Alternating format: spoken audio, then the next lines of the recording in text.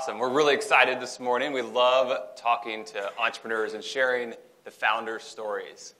And so I had the opportunity to meet George, maybe 6-9 months ago? Hasn't been that long ago. We've met before, but you don't remember. There you go. So we've met before, but I don't remember. But I do remember talking to Alex, one of the senior sales leaders at Terminus, and Alex was like, "You got to meet this company, LeaseQuery. George is doing amazing things, and they have this awesome market, and it's somebody that you really should meet." So Alex was singing your praises about a year ago. Wow. And so we had a chance to connect, and Adam from Endeavor had a chance to connect us, and so we've had a number of conversations since, and obviously it's been fun to get to know George and get to hear some of his story. So I'll start with one of my favorite intro questions. Give us the elevator pitch for LeaseQuery. Okay, so what we do in LeaseQuery is we provide software to help companies manage their leased assets. That's really the elevator pitch that I'll use now. Our VP of marketing is in the crowd, and we practiced for 6 hours, and that's not what he told me to say. But it's a complex solution that we're solving. You guys probably understand GDRP or GDPR. Yeah. See, so imagine GDPR for lease accounting. That's the easiest way to explain it to this crowd. So lease accounting sounds like something that would be a problem that's already been solved, right? We have lots of accountants in the world. We have lots of software in the world. Why now? Well, the challenge is just like GDPR, the boards, the regulatory boards in charge of accounting for United States companies and international companies change the rules on us, right, on companies out there. So imagine if you're a tenant, you're renting your home. Just think about it as an individual. Someone who's renting their home, they don't go to get a loan to rent a home, right? You just go, you sign a 2-year lease, and you're good to go. You don't have an asset, and you don't have a liability. That's the same way it's operated for companies for the past 40 years. Now, imagine if all of a sudden the rules change and you as a renter now needs to recognize an asset for this apartment when you didn't get a loan. You just signed a 2-year lease that states that, okay, you now own the right, you have an asset, the right to use this asset. But even worse, you have to record every time someone checks your credit, right? You have to disclose that you owe, if it's $1,000 per month over a 24-month period, you owe someone $24,000. You have a $24,000 loan. That's really what to put it simply, at the risk of oversimplifying it, that's the problem that companies are facing. So you're saying that if I had a company and we were a big company, I could go sign a lease for $1 million a year for 10 years. And now I owe the asset manager, whoever owns the building, I owe them $10 million.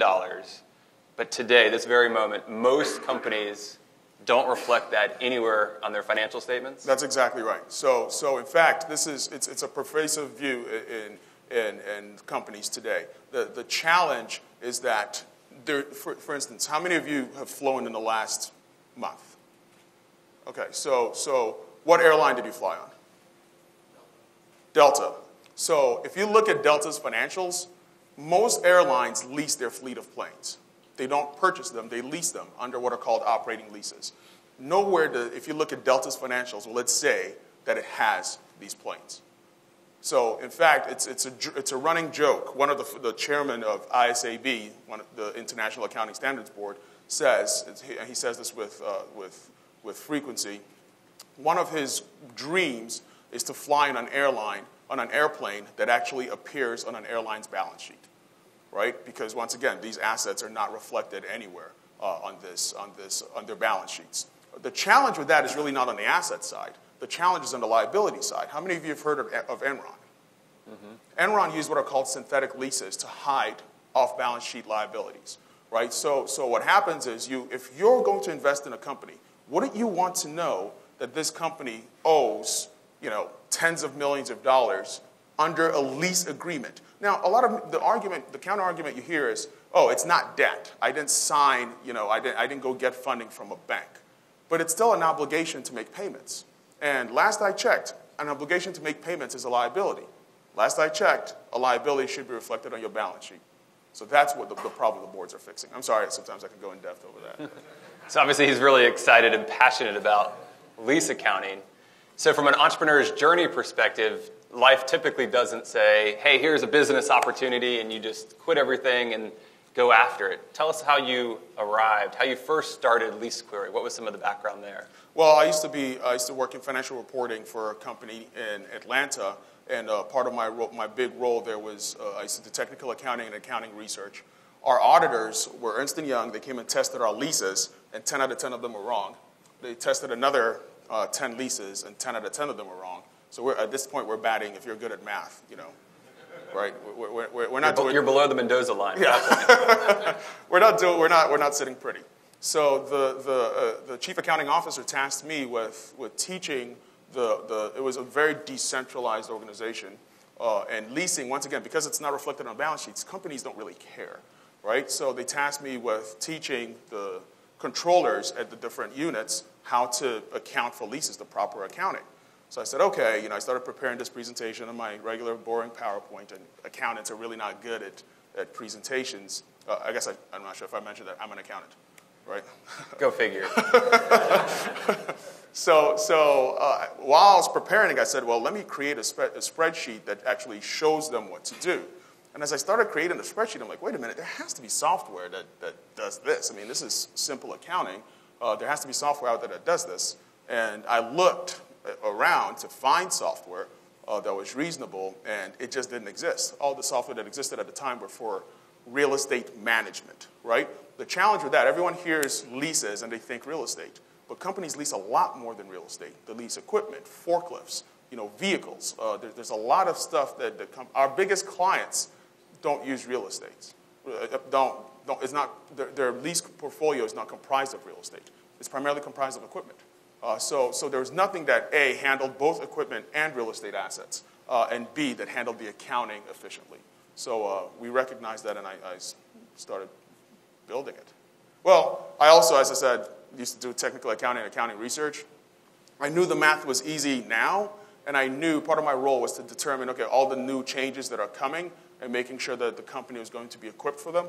And as part of that, I said, well, if they can't get the math correct now when it's simple, when the new rules do come out, it's going to be a nightmare. And so they did, and it is. So you're working at graphics packaging, and one day you just quit your job and started writing code? Or did you do it as a side hustle for a while? Tell us about that experience. Well, it was definitely a side hustle at the time. I went and looked for, it was an idea on a napkin. I went to try to find programmers, came to a lot of these types of events to see programmers. They didn't understand the problem. And then I decided I started working with someone on the code, and I recognized really quickly, and this was an important lesson I learned, that whenever you're starting in the beginning, if you save money, and rather than hiring an individual, hire a company. It was outsourced. But there's companies out there that are outsourced, and I wanted someone I could scream at, from the top and say, hey, this isn't working, and then they put pressure on the people. There's a big difference between a gig and a job, right? And the reason I went outsourced with a company was because whoever was working on it, that would be their job. And I could have more control over it, so to speak. So did you use your personal savings to pay for the outsourced company? Well, what I did, the moment, once again, being an accountant, the moment I realized I was going to do this, I had a pretty low burn rate anyway. I was living off of like $36,000 a year after tax. But I increased my 401k contributions. And I think at the time the limit was like $17,000 or something. So I was pumping my max into the 401k. Which an accountant is apt to do. Yes. Right. So it was really funded by my 401k. I would go get a loan from my 401k. This is horrible advice, by the way. Like, for God's sake, I'm just telling you how I did it. Right. I put a lot of money into my 401k. It goes in pre-tax. And you put the money in the 401k prior to even knowing you were going to start a company? No, when I knew I was going to start a company. When you knew it? Yes. Okay. You recognize really quickly when you're going to get money and when you're not. So you put a spreadsheet together or did some simple math that said, hey, if I just max out my 401k I can do that pre-tax, and then I can borrow against it. And so I'm borrowing against something that's been saved pre-tax, so I have more money to work with. That was what I did, but I didn't. It wasn't. That was the thinking. I didn't put a spreadsheet together or anything. You just knew that the math was better that way. Yes, than paying taxes. Than paying taxes. I mean, you still get hit with a penalty. And once again, the only reason I did this, I was young at the time, and unlike most accountants, I'm not risk averse. I don't know about that. Well, I mean, I knew that I always had a job, right? So my backup plan, I still had my job. I didn't quit full time. And you talk about the journey, I've been really, really lucky. Like I hear entrepreneurs talk a lot of time about being lucky. And in my case, that is absolutely true, right? First of all, I was lucky enough to be an accountant where innovation, I mean, the two biggest innovative companies here are Web Filings, which if you've used their product, it's a good company, but it could be improved upon. And Web Filings is now Workivia, and Blackline. I mean, if you've ever used Blackline, but this is innovation in accounting, right? So we're not a very innovative group. So that's the first thing I've been lucky in, just to be in that field. Secondly, the trigger, the impetus to make me quit was I got sick. Right? I mean, I had 2 jobs. I was working full-time. I started a company I actually applied here, but I started a company out of the Barnes & Noble off of Cobb Parkway. I would go there literally every night. I was sitting there. And so the stress took a toll on me, and I got what's called myasthenia gravis. It's a stress-induced disease. And what happened, I started seeing double. It was crazy. If any of you have seen the show Empire, there's a show with this guy, Lucius Empire. When he thought he was dying, right? That's literally what happened to me. And I had double vision, and all of a sudden I spent a lot of time in Piedmont, in Piedmont Hospital. And that was what made me quit, because then I said, okay, I mean, your health is your life, right? So I said, I got to focus on one thing, and that was really getting sick was probably the best thing that ever happened to me, because that made me go all in. So what was the period of time from when you said, okay, I'm going to start this company, and you were starting it, effectively working 2 jobs, to when you got sick and went full time? What kind of time period was that? 3 years. 3 years? Yes, 3 years. So 3 years you were working full time, making a normal paycheck, and just grinding it out as a side hustle. Yeah. At 20 hours a week, 40 hours a week on Lease Query? Probably 60 hours a week, every weekend, every single weekend. Every day, all day, nonstop, when you weren't at your normal job. Yes. I mean, I would only watch Shark Tank.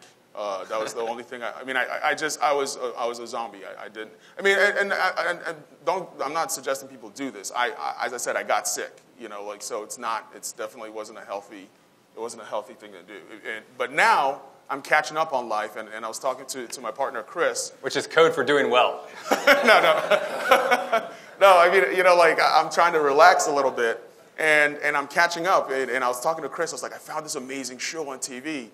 And I'm like, oh my God, it's called Silicon Valley.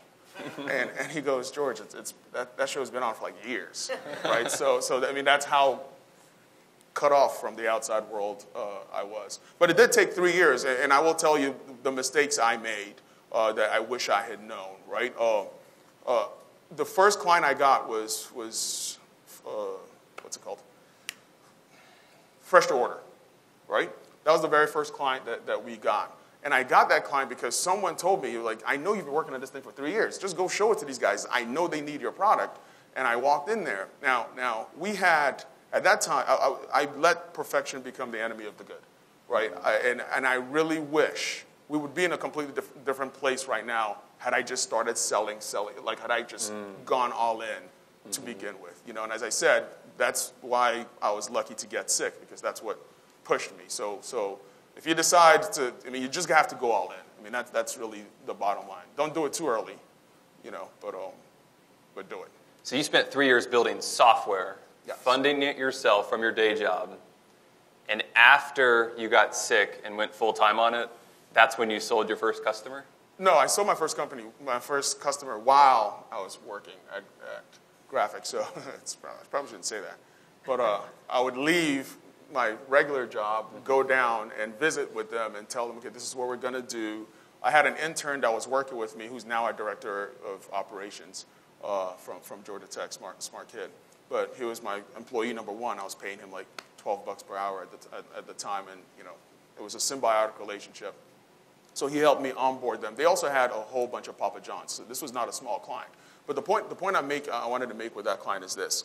They had a lot of real estate leases, and real estate leases have this thing called CAM. And we hadn't built a CAM module yet. But they liked our software so much, they were waiting for us. They said, we'll buy it, and we'll wait for you to build CAM. That blew my mind. Because, I mean, that's like selling a shirt without buttons, right? I mean, like, oh yeah, we'll put on the shirt. We like the shirt so much, but we'll put on buttons. So that should have given me an incentive to sell, to start selling. However, what it did do was it gave me the wrong market, because I thought, okay, this is our first customer. They're in the real estate franchisee space. So obviously franchisees need our product. So I went to IFC, the International Franchise Council, went to all those things, realized really quickly that they're very, very cheap. They don't want to pay a lot. The whole SaaS model thing is not something that's down on them. So we had to pivot really quickly. So that was one of the early lessons that I learned, was that just because they're early customers doesn't necessarily mean that they're your best segment. That's interesting, because entrepreneurs are typically excited by some customer, any customer saying they want to buy. Correct.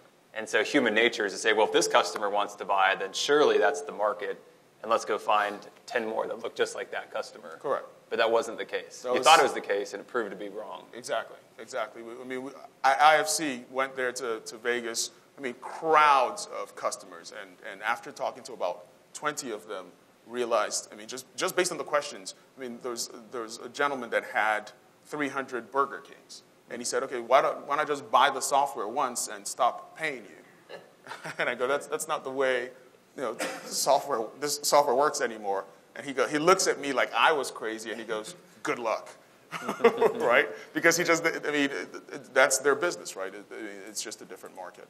So roughly, from a timeline point of view, how long did it take when you were working both jobs and your own company to sign that first customer? How much time was there developing the software before you even got to the point where you had the shirt with no buttons that they would agree to? So we signed our first customer in 2013. But at that point, I was very low on funds. And a second very lucky thing that happened to me. It's an interesting story. I went to one of my coworkers at the time, and I borrowed $12,000 in exchange for 10% of my company.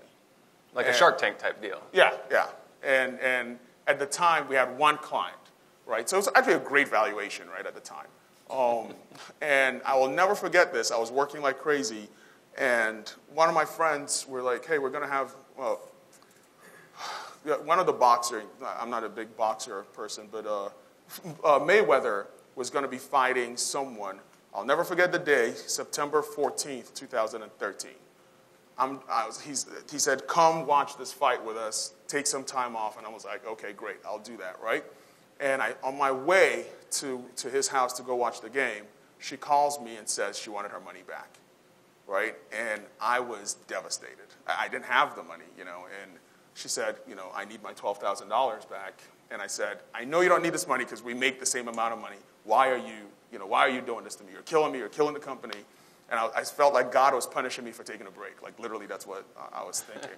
And so she, at the end of the day, I said, I can't give you the $12,000 all at once. I can pay you once a week, once a month, $1,000 until you get your $12,000 back, which is what happened. Ended up being, as I said, every bad thing that's happened has been great in the long run, right? I would have been kicking myself now. Yeah, today that 10% is worth millions of dollars. I would be upset. But I was upset at the time, and I did say, I'm pretty vindictive, and I did. Yeah, I did tell her. I was like, you know what? It'll be my lifelong mission that whenever you remember this day, that you will regret it for as long as the rest of your natural life. And yeah. So you didn't have a chip on your shoulder at the time? No, not at all. All right, so 3 years of grinding it out, doing the side hustle, get sick, go full-time in the business. At the time that you went full-time, approximately how many customers and how much recurring revenue, if you recall? At the time, going full-time, I went full-time, I guess, in 2014. I took a medical leave from work, and so I was still getting like 75, whatever they call the something for people who get sick, right? Family Leave Act, FML, something like FMLA. that. FMLA, something like that. So I took a leave of work. I wanted to see if this thing would work. I mean, you guys have to understand I'm an accountant, but I'm seeing double, like I could not see a straight image, right? So I can't work in computers anymore. So I said, at least I can talk and I can sell. So at the time we started, I believe it was, also I was undercharging these people, like I signed some crazy deals. So one of the most common entrepreneur mistakes is to charge way too little for the product. Way too little. But it was probably at $20,000 ARR. In the first year, I think we got up to 80 in the first year. And then... And presumably 80 to 90% gross margin? Yes. I mean, the gross margin was... At that point, I was still paying programmers, but it was taking care of itself, right? So because the programmers were outsourced, it wasn't really it wasn't really that expensive. The big things were my time. So if you talk about the development cycle, I decided to start the company in March 2010. I didn't write the first. I didn't even hire the programmers until September 2011. In the time between 2010 and 2011, I was writing what the requirements would be. That was first. But B, I remember I told you I had looked at my competitors and what they had, and these were big companies. One of them is down the street here, CoStar Real Estate Manager, public company. And so I said, how am I going to compete against these guys? And inadvertently, I decided to become an expert on lease accounting. Right? I can't create accounting software without really understanding lease accounting. And so I started to educate myself on the accounting and writing blogs. That really was if you read our blog and you spend more than 3 minutes on it, you're a potential client. For most of you in this crowd, if you just read it, you'll know really quickly that this is not for you, right? And so that was kind of what I was doing in that window. Was writing blogs and becoming an expert and being able to give people something of value so that way if they read it, they know, hey, this guy really understands lease accounting. Oh, by the way, he sells accounting software. It gives you that credibility.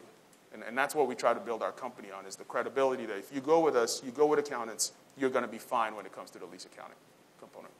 So at some point in the journey, you brought on some partners. Yes. You brought on some senior leaders to join you on the team.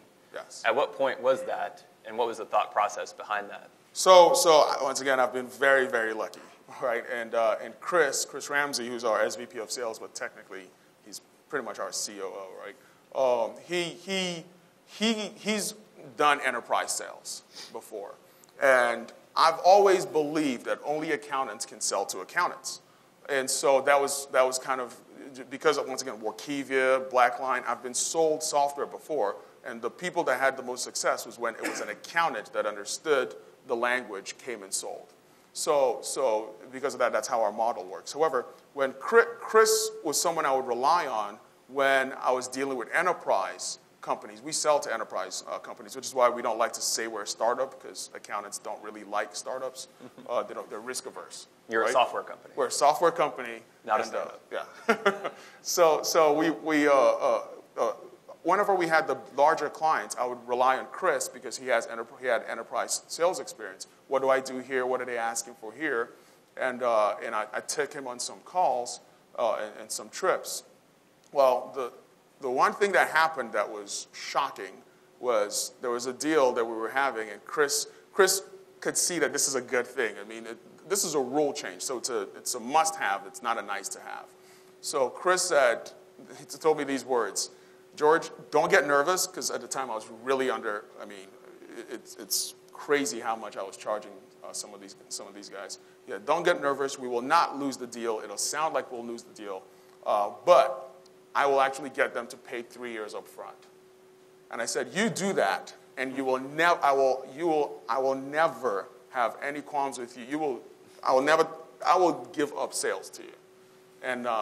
And they paid us 3 years up front for our software at a price that was 3 times what I was going to charge them. Mm-hmm. So that's when I realized this is a value. I mean, like this is the sales piece of our company. I always use this. I used to anyway. Use this analogy of our company as a stool. You know, you have product, which was me. You have sales, which is Chris, and you have engineering, which is Brendan. So those are my partners, right? The 3 of us, and that's really what made the company gel. You know, Brendan, most people don't know him, right? Most people have never really met Brendan because he's engineering. He trusts us. That's the one thing that we have is trust. We've been lucky. That's awesome. So you got a customer to pay 3 years up front at 3 times the original price. And so obviously from an entrepreneur's perspective, being able to get all that cash in the bank, you have a liability to deliver the service back to them. Correct. But now you have the cash in the bank. So can you use that cash to grow the business faster in a non-dilutive manner? Absolutely. So that's what we're doing, right? We get the money. We have a huge liability on our books, but I don't care about the liability because all we have to do is keep the software up and running, right? Which is negligible. Which is negligible. I mean, it costs us. You know, it's AWS. I mean, obviously we have to keep it better and make sure that upkeep is great. But that's really what's funding our growth is the fact that we have clients paying. It's client-funded growth. So I don't even, in terms of running the business, everyone always talks about GAAP financials as an accountant. I don't care about that. People ask me about ARR. I don't really care about that. What I look at is my revenue per customer, how much cash we have in the bank, because that gives me my runway, right? And then I know exactly how do I. The problem becomes resource allocation, right? I was telling someone, it's interesting to come here and talk about this. I've given 100 speeches, but mostly I talk about accounting, right? Because that's what I'm very comfortable with. This is the first time I'm talking about business, and I mean, I learned things like, TAM, total addressable market. I didn't know what an SDR was a year ago. No, seriously. It's embarrassing to say I didn't know what an AE was, but what I did know was how to make the best possible accounting product out there, right? And then, Chris and, he came in and really got the sales side, So from an entrepreneur's perspective, one takeaway from today is if you want to bootstrap the business and grow crazy fast, figure out how to get your customers to pay up front, not only up front for a year, figure out how to get them to pay up front for 3 years in advance. Then you get all that cash, and you can grow the business faster, and you don't have to sell any equity to investors, which is a beautiful thing. Yeah, I mean, for me, what I found for bootstrapping is, in general, is that you're building your equity by having sweat equity, right? Every day you go without getting cash from outside is adding value to what you could get. If I had gone, I did go out, and the going rate for a programmer was 40%, right? But then when I finally got even a partner, I already had clients, right? I already had revenue coming in. So I didn't have to give away a lot of equity because, the whole market fit was already solved. I had de-risked the business. So exactly. Yeah. All right, so you started officially or unofficially March of 2010? Is that what you said? That was when I had the idea. That's when you had the idea, yeah. And you started speccing it out. Yes, and then I started writing it. So once again, trying to be cheap, how I built it with a company doing the coding was I would tell them exactly. I mean, my narratives were literally, tens of, probably 100 across tabs. If this, then tab this, all color-coded. I was just looking at this the other day when someone had a bet with me saying, oh, George, you didn't tell us to do this. The first engineer that worked on this still works for us, right? So, and that was actually kind of hard because there was a non-solicitation because I used the company. He left that company. I had to wait 6 months and then bring him in. But he's still with us to this day. So anyway, I mean, I would write out all the requirements, and that would be, rather than paying on an hourly basis, right? I mean, once again, being an accountant, I wanted to know what it was for the project. So to build this, how much would it cost? And then they'd tell me $10,000. I'd go get $10,000 from my 401k, and anything that was out of spec, that means it's a bug and they had to fix. So that reduced my development costs significantly. I bet you held them accountable to delivering what they said they were going to deliver. Oh, I mean, that's exactly. I mean, we would test it, and if it didn't, if it didn't align, it's, okay, hey, here, this is, this, you need this here. It would be a bug, and then they wouldn't have to charge us. The challenge, though, is that narrative has to be, exact. And I'll give you a perfect example. Told them it has to have a sign-in page. They were like, okay, no, username, password. I noticed there was nothing for forgot password, right? So you would think that should be, hey, that should be obvious. Include a forgot password link. But because it wasn't in my narrative, it wasn't there, and I had to pay extra for that. So for me, writing that, as I said, from March 2010 through September 2011, that was literally all I did every day was writing the narratives for how it should work, and then getting the designer for how it should look. That was also imperative. So we're roughly a little over 8 years into time of conception to today, yes, from a business point of view. At what point in the journey did you know that you were going to be successful? At what point did you feel like, man, this thing is actually going to work? So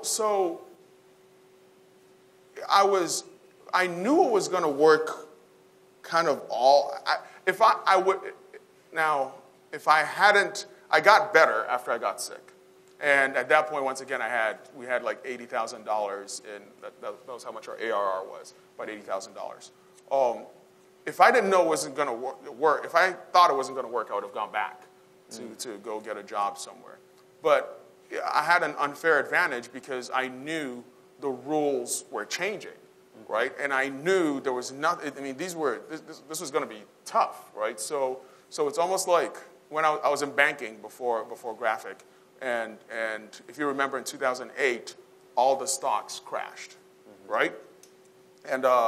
And everyone thought, oh, Bank of America is going to fail, But if you're in financial institutions, you understand Bank of America can't fail, right? So those people that understood that went and bought that stock knowing that there was no way the government was going to allow them fail, and their stock came up, right? So that was kind of the mindset. I knew it was going to happen. It was just a matter of time. So I didn't know it was going to happen this quickly.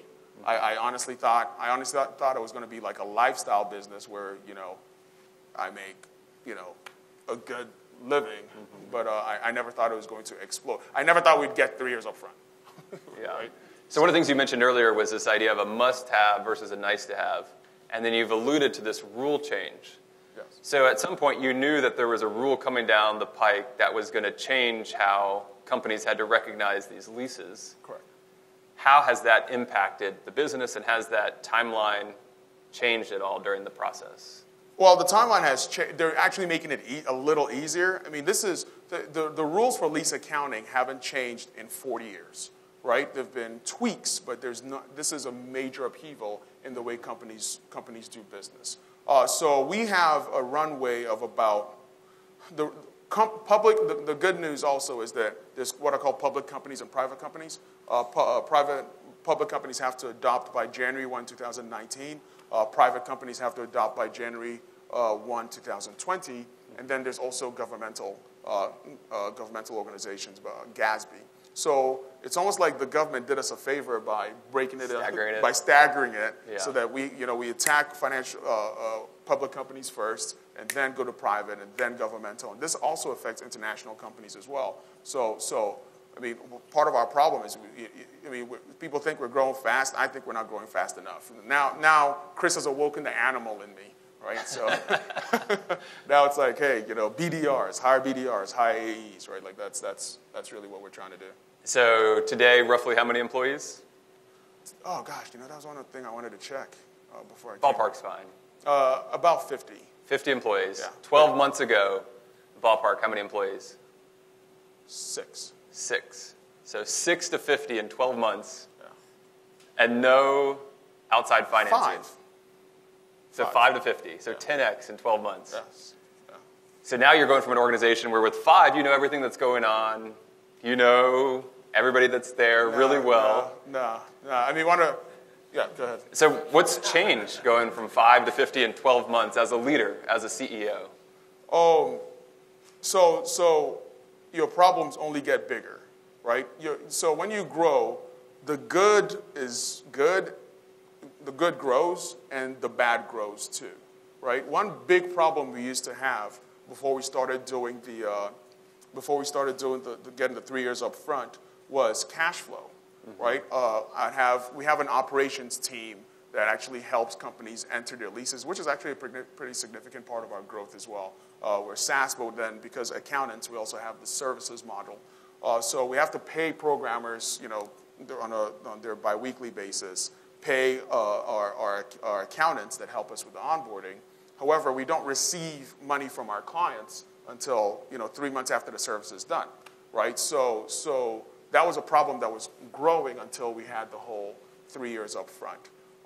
We're a very different company now than we were, literally even last month, 2 months ago. Sometimes I don't recognize it.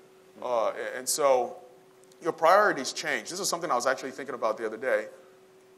Before, everyone always says when you start a company, your destiny is in your own hands, right? How hard you work is definitely multiplies what you get.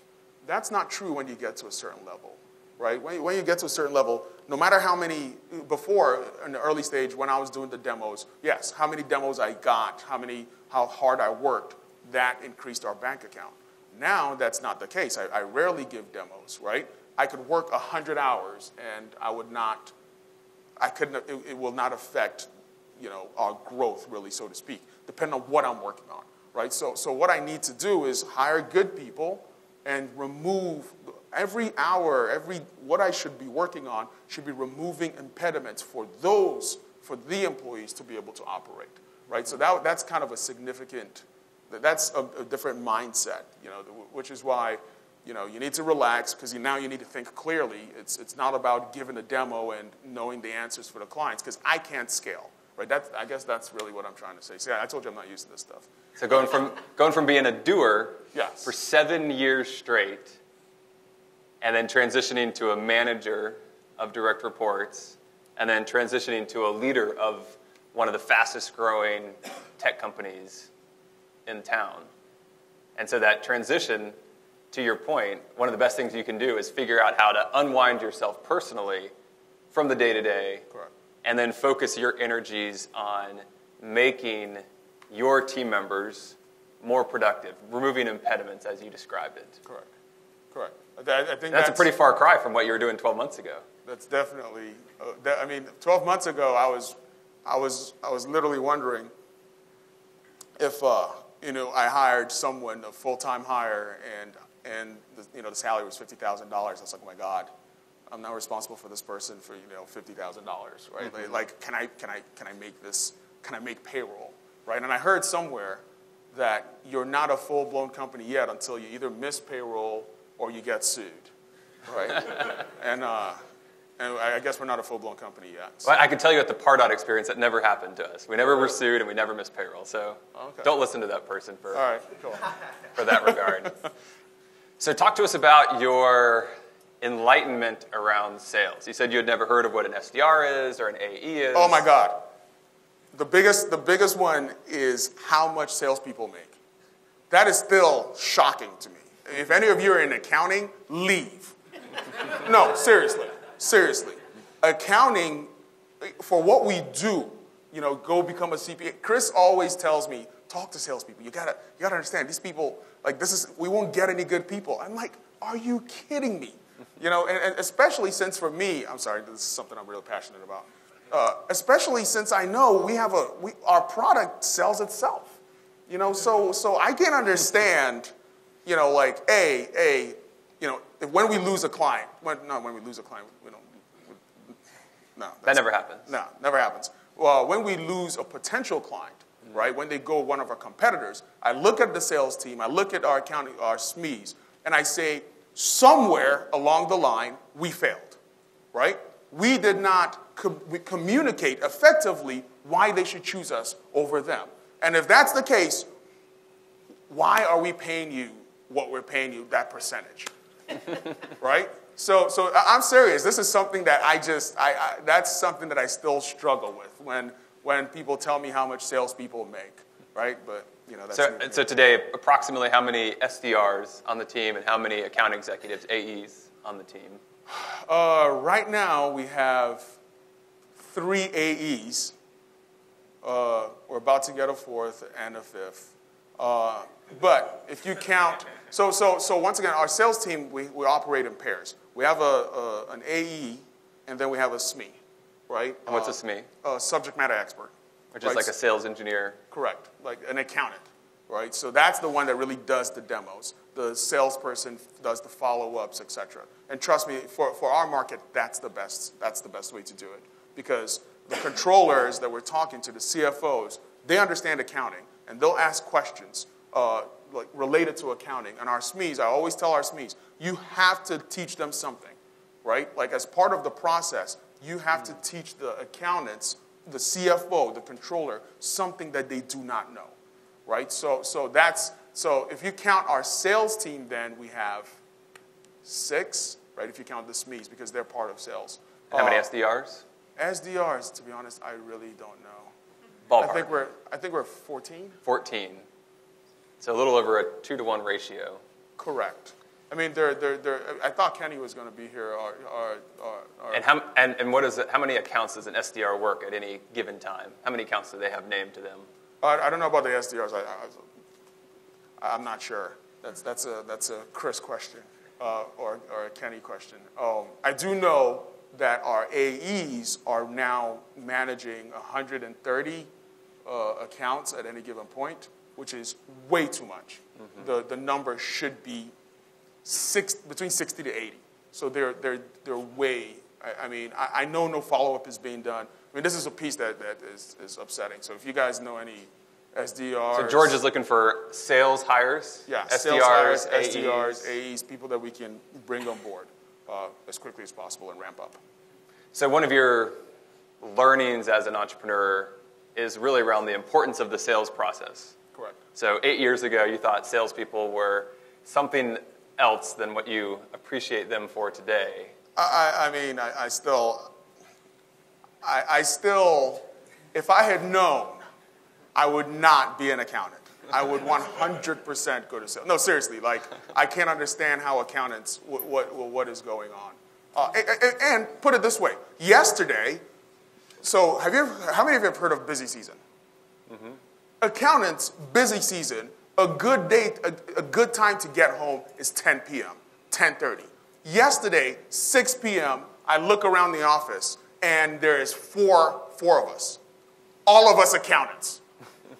6 p.m. So I take them to dinner, right? You don't know this, but I take everybody, like, bought them a nice steak dinner so that they can tell it, because I'm like, how do you leave at 5?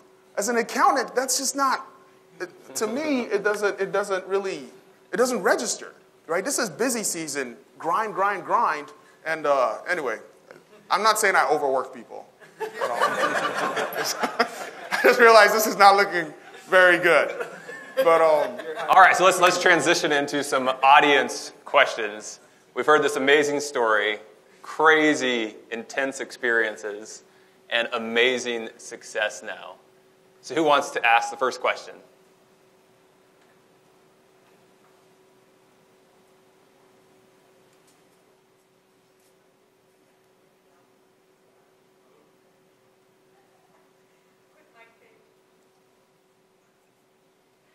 it's probably to my benefit. Good morning. Good morning. Morning. My question is the extent of your customer research when you first built the product. Was it just studying your competitors, or did you use some other techniques? Because the basis for my question is I'm having to call what would be my competitors, pretend like I'm going to be a customer to get certain information. Did you use methods like that to discover and then get to your price point? Well, to be honest, our price point, I kind of, once again, as an accountant, I knew what would fly under the radar, right? So, and there was a point I also wanted to make about enterprise sales. But I knew what our clients, what our customers needed, right? Because I was our customer, I knew exactly what they would need, what they would want, what they didn't need that they thought they needed. And so, once again, I didn't really have to do a lot of market research. Now, what I wanted to know was the fastest people that'll pay us. And that's where I made that mistake at the beginning, thinking, okay, the people that would go with us at first, our early adopters, would be franchisees, and it turned out that they weren't. Right? What we've since found out is banks. If you have any business, deal with banks, because banks are required to pay you. They cannot carry an outstanding balance in receivables, in payables, literally by regulations. So if you have any opportunity to do business in the banking industry. For us, that works because we know they have to issue GAAP financials. We know they have this problem. So that's even a narrow market. But yes, I did, as far as looking at customers, remember in the beginning, I was trying to solve my problem, and I looked at what they had because I was really trying to purchase it. They just didn't solve the problem. So I did do that kind of market research, but that was because I knew what I needed. And then also, as far as the trick to pay them 3 years, to get 3 years up front, no one wants to go through this requisitions process again. It's a pain, right? So you tell them, hey, here's the deal. If you have to go in and renew, now you have to go through legal again. I mean, this is enterprise sales, right? You have to go through legal again. You have to go through this whole process.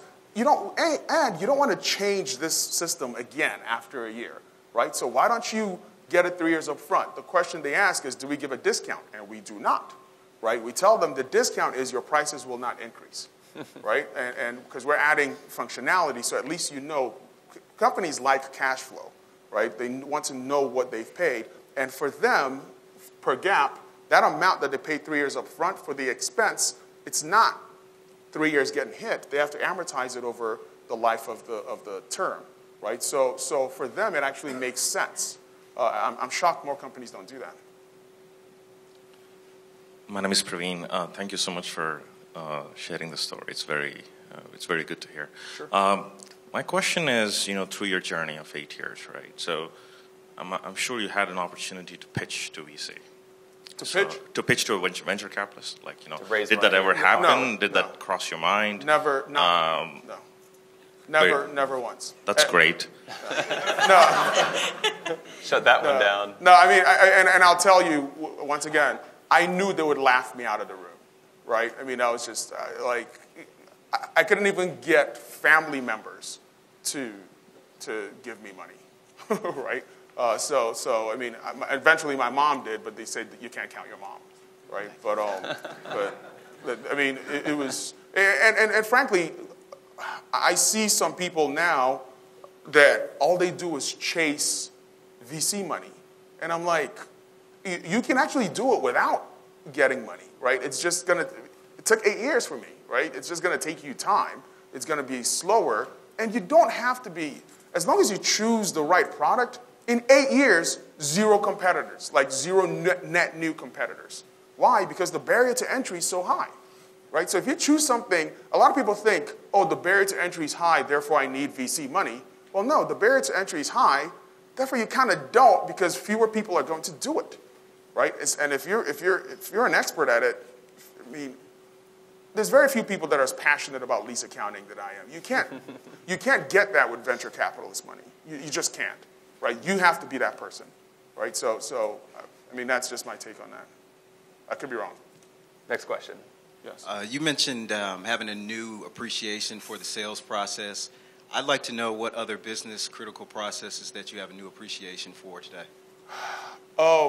Engineering, engineering was a big one. I used to think engineering was a bunch of ones and zeros, right? I tell you, as I said, that whole deep spreadsheet, I tell you what it needs to do, and you just do it, right? And when we, as I said, when we started off, we used a boutique company, and the person that worked on it was great. And then he left, and then somebody else worked on it, and I recognized very quickly that engineering is actually something that matters. There's good code and bad code. At the time, I had zero appreciation for that. As I said, I mean, I'm a numbers guy.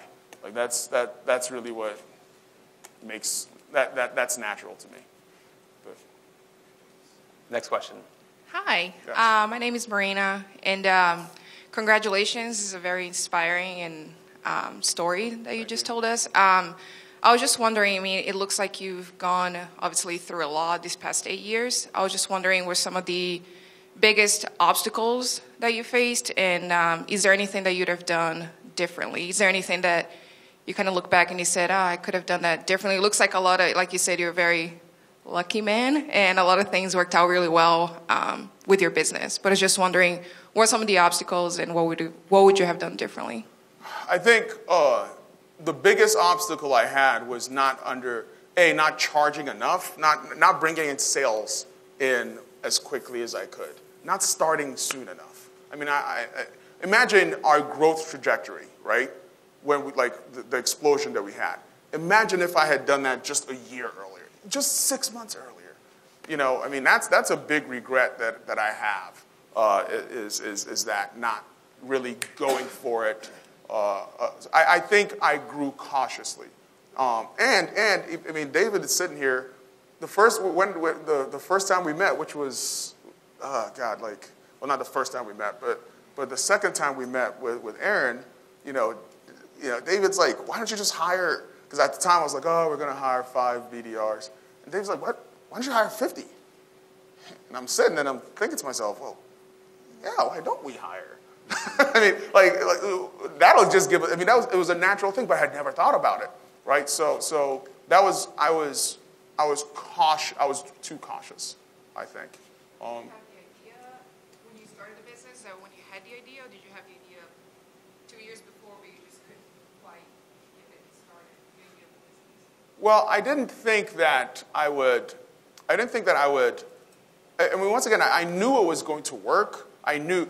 I mean, if I'm going to be frank, I figured I'm going to be making $300,000 a year, right? Nice little comfortable salary, nothing to worry about. That was my low.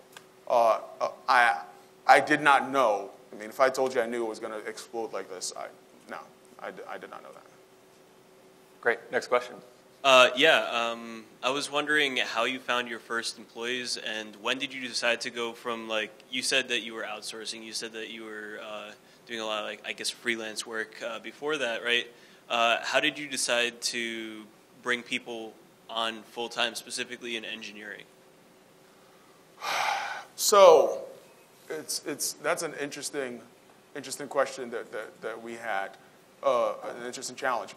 In engineering, for me, as I mentioned, for me it was a bunch of ones and zeros at the time. Being cautious, I didn't want to bring an engineer that I couldn't afford. So engineering was actually the very last piece that we really, like our growth in engineering has really exploded. We've exploded our team, right? Testers, but we didn't have a full-time tester until last, December, right? We had outsourced, but we didn't have full-time people. So the decision for me was more of a financial constraint. Okay, when can I afford them? Which means that I didn't really think they were that important because I hired more salespeople, and because that's revenue producing, right? So that was my decision-making process. I don't know if it's right, but engineering, once again, because I was so intimately involved with the product, I knew when it was working and when it wasn't.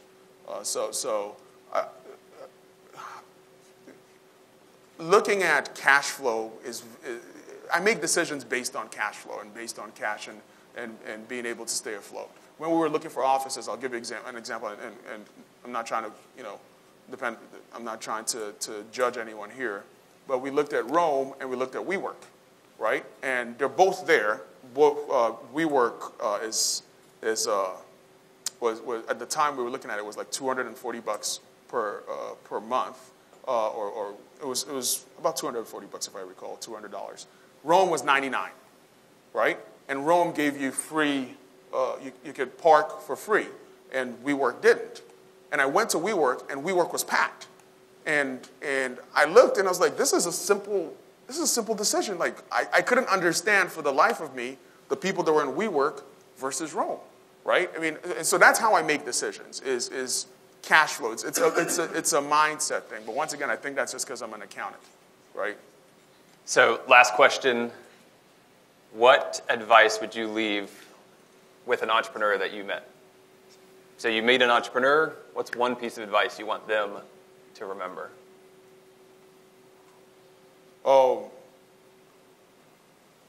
whenever things go bad, right? As I said, everything bad that has happened to me has been incredibly good in the long run, right? So you never know when good things are bad, and you never know when bad things are actually good. It's so true. All right, let's give George a big round of applause.